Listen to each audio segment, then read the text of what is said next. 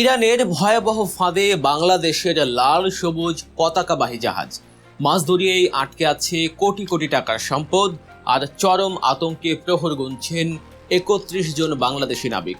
একটি মাত্র ভুল কূটনৈতিক সিদ্ধান্ত আর তাতেই ধ্বংসের মুখে পড়তে যাচ্ছে বাংলাদেশের অর্থনীতি। আমেরিকার সাহায্য নিলে কি জাহাজটিকেই উড়িয়ে দেবে ইরান, নাকি আটলান্টিকের অথই বুকেই সলিল সমাধি হবে বাংলার জয়যাত্রার?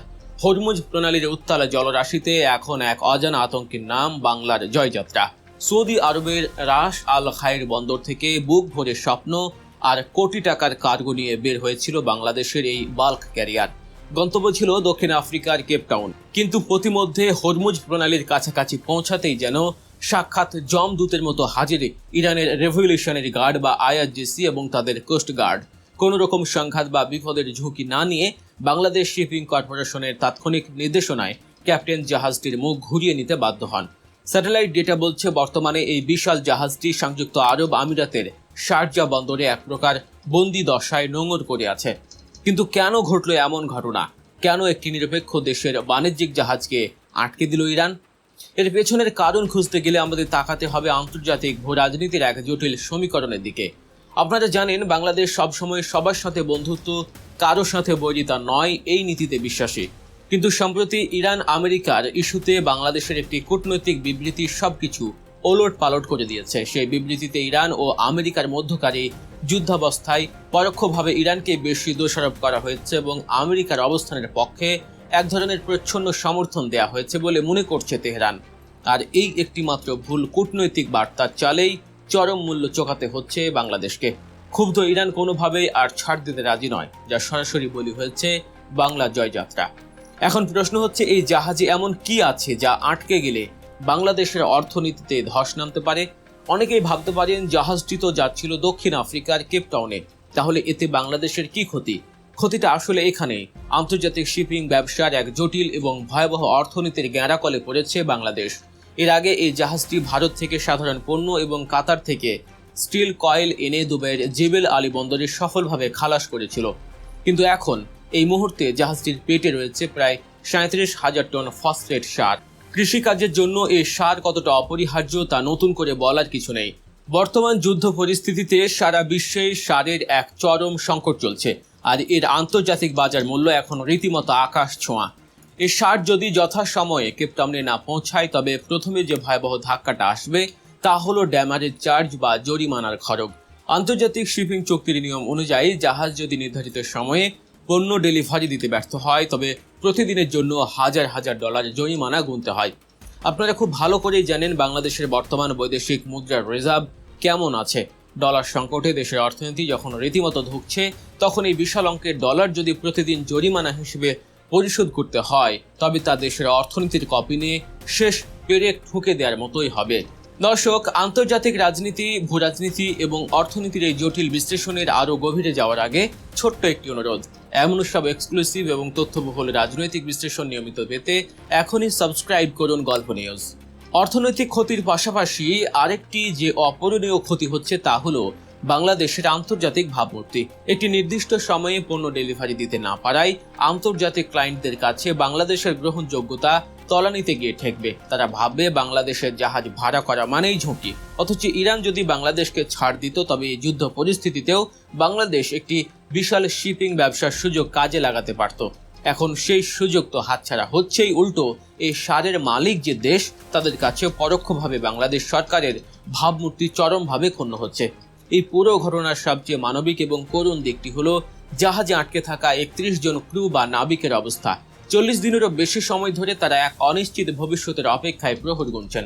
তাদের মানসিক অবস্থা এখন এতটাই শোচনীয় যে তারা জানেন না সামনে কি হতে চলেছে, কখন তারা দেশে ফিরবেন বা আদৌ ফিরতে পারবেন কিনা।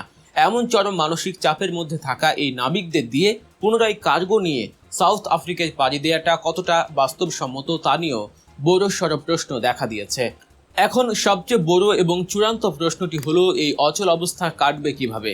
আন্তর্জাতিক আইন এক্ষেত্রে কি বলছে? 1982 সালের সমুদ্র আইন বিষয়ক জাতিসংঘ কনভেনশন বা আনক্লজ অনুযায়ী হরমুজ প্রণালীর মতো আন্তর্জাতিক জলপথে সব দেশের বাণিজ্যিক জাহাজের ট্রানজিট প্যাসেজ বা নিরবিচ্ছিন্ন চলাচলের অধিকার রয়েছে। বাংলাদেশ যেহেতু একটি নিরপেক্ষ রাষ্ট্র, সেহেতু ইরানের এই বাধা প্রদান সরাসরি আন্তর্জাতিক আইনের সুস্পষ্ট লঙ্ঘন। কিন্তু বাস্তব কথা হলো, বর্তমান বিশ্বে ভূ রাজনীতি এবং পেশিশক্তি এসব আইনের চেয়েও অনেক বেশি শক্তিশালী। না ইরান এসব আইনের তোয়াক্কা করছে, না আমেরিকা কাউকে ছাড় দিচ্ছে। তাহলে কি আমেরিকা এখানে হস্তক্ষেপ করবে না? বাহরাইনে যুক্তরাষ্ট্রের ৫ম নৌবাহিনীর সদর দফতর রয়েছে। সেখান থেকে তারা হরমুজ প্রণালীতে বাণিজ্যিক জাহাজগুলো চলাচল তদারকি করে। অনেকেই ভাবতে পারেন, বাংলাদেশ কেন আমেরিকার নৌবাহিনীর এসকর্ট বা সাহায্য নিয়ে জাহাজটি পার করে আনছে না? কিন্তু এই পদক্ষেপটি হবে আত্মঘাতী। বাংলাদেশের মতো একটি নিরপেক্ষ রাষ্ট্র যদি মার্কিন বাহিনীর সাহায্য নিয়ে হরমুজ পার হতে চায়, তবে তা সরাসরি ইরানকে উস্কে দেওয়ার শামিল হবে। ইরান তখন এই বিষয়টিকে চরমভাবে নেবে এবং এই বাংলার জয়যাত্রা জাহাজটিকেই সরাসরি সামরিক আক্রমণের লক্ষ্যবস্তুতে পরিণত করতে পারে। বাংলাদেশ কখনোই চাইবে না একটি জাহাজ বাঁচাতে গিয়ে মধ্যপ্রাচ্যের এই যুদ্ধে সরাসরি জড়িয়ে পড়তে। তাছাড়া আমেরিকা নিজেও এখন ইরানের সাথে সংঘাতে জড়ানোর ক্ষেত্রে অত্যন্ত সতর্ক। তাহলে বিকল্প পথ কি? জাহাজটি কি রুট পরিবর্তন করে আটলান্টিক মহাসাগর ঘুরে যেতে পারে? হরমুজ প্রণালী দিয়ে বের হয়ে লোহিত সাগর এবং সুয়েজ খাল হয়ে, অথবা ভারত মহাসাগর পাড়ি দিয়ে কেপটাউনে যাওয়ার সহজ পথটি যখন বন্ধ, তখন আটলান্টিক ঘুরে যাওয়ার চিন্তাটি এক প্রকার আকাশকুসুম কল্পনার মতোই। শারজা থেকে বের হয়ে আফ্রিকার উত্তর মাথা বা কেপ অফ গুড হোপ হয়ে আটলান্টিকের বিশাল এবং বিপদ সংকুল পথ পাড়ি দেওয়ার মতো জ্বালানি সক্ষমতা এবং লজিস্টিক সাপোর্ট এই জাহাজের নেই। এই রুটে খরচ এতটাই বেড়ে যাবে যে তা পণ্যের মূল্যের চেয়েও বেশি হয়ে দাঁড়াতে পারে। অন্যদিকে বিকল্প হিসেবে অন্য কোনো বন্দরে কার্গো আনলোড করে স্থলপথে বা ছোট জাহাজে রিলোড করার খরচও অকল্পনীয়। এক কথায় বলতে গেলে বাংলা জয়যাত্রা জাহাজটি এখন বাংলাদেশের জন্য আক্ষরিক অর্থেই গলার কাঁটা হয়ে দাঁড়িয়েছে। একে না পারছে গিলতে, না পারছে উগলাতে। সব মিলিয়ে বাংলাদেশের জয়যাত্রা এখন আর নিছক কোনো পণ্যবাহী জাহাজ নয়, এটি আন্তর্জাতিক ভূ রাজনীতির জাতাকলে পিষ্ট হওয়া একটি টাইম বোম। শারজা বন্দরে নোঙর করে থাকা এই বিশাল জাহাজটি কবে তার প্রফেলার ঘুরিয়ে পুনরায় সাগরের বুকে ডানা মেলবে তা হয়তো কেউই নিশ্চিত করে বলতে পারছে না।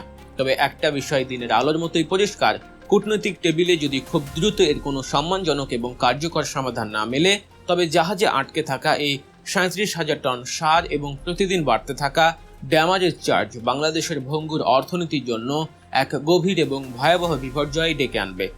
এখন দেখার বিষয়, বাংলাদেশ সরকার তাদের কূটনৈতিক দক্ষতাকে কাজে লাগিয়ে ইরানকে কতটা শান্ত করতে পারে, নাকি বিশ্ব রাজনীতির এই দাবা খেলায় একটি সাধারণ বাণিজ্যিক জাহাজ চিরতরে হারিয়ে যাবে।